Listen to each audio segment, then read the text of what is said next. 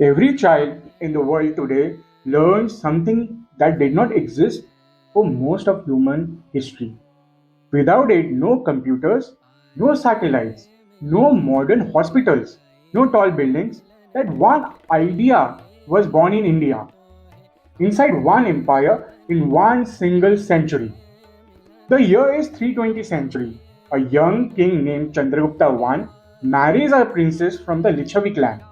A simple alliance, but it lights a fire.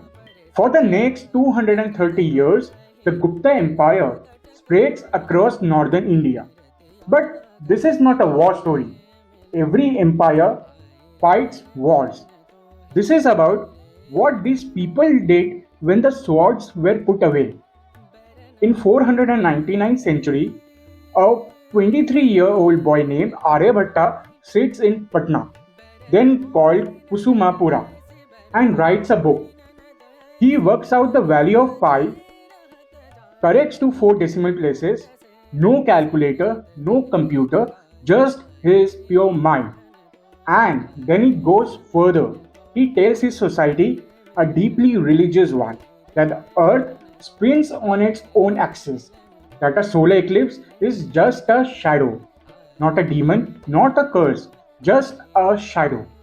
He was right, and he wrote all of it in verse, like a poem. Who were these people? Look at the iron pillar standing in Delhi today. It was made during the Gupta period, sometime between 375 to 450 century. It is 98% pure iron. It has been standing in open air for 1600 years. It has not rusted, not even a little. Scientists in the 1960s came and studied it carefully. They found a very thin protective layer on the surface, something that formed naturally through the way it was made. We can make that layer in a lab today, fair enough.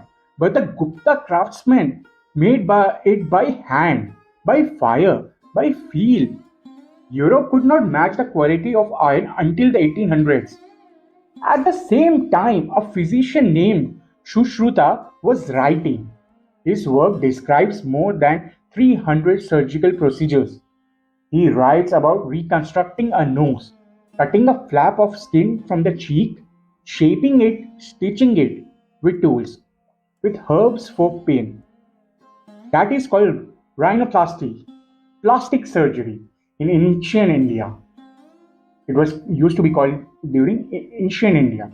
Centuries later, a British doctor named Harold Giles was rebuilding the faces of soldiers wounded in World War One. The technique he used, he traced it back through Arab translation to Shushruta. And then there was Nalanda, a university. Not just any university, the world's first proper residential university, built and supported under Gupta rulers. Students came from China, Korea, Java, Persia. They came to learn astronomy. They came to learn medicine, logic language. The library had 9 million manuscripts. 9 million, can you imagine? When it was destroyed in 1193, it burned for 3 months. 3 months, yeah, because there was so much to burn. But none of this, not the iron, not the surgery, not the stars, was the greatest thing the Gupta period gave the world. The greatest thing was something harder to see. It was the way all of this happened together, science and art, reason and beauty, at the same time in the same place. King Samudragupta, we know this from Allahabad Pillar, written by his own poet, was called a musician without equal on earth. He played the veena, his poems show him holding it, an emperor with a lute in his hands. His court was home to Kalidasa, the poet and playwright. When Goethe, the great German writer, read Kalidasa's play in 1791, he could not stop. He said that it that if you want spring flowers and autumn fruit together, it should be named Shakuntala, and everything is said.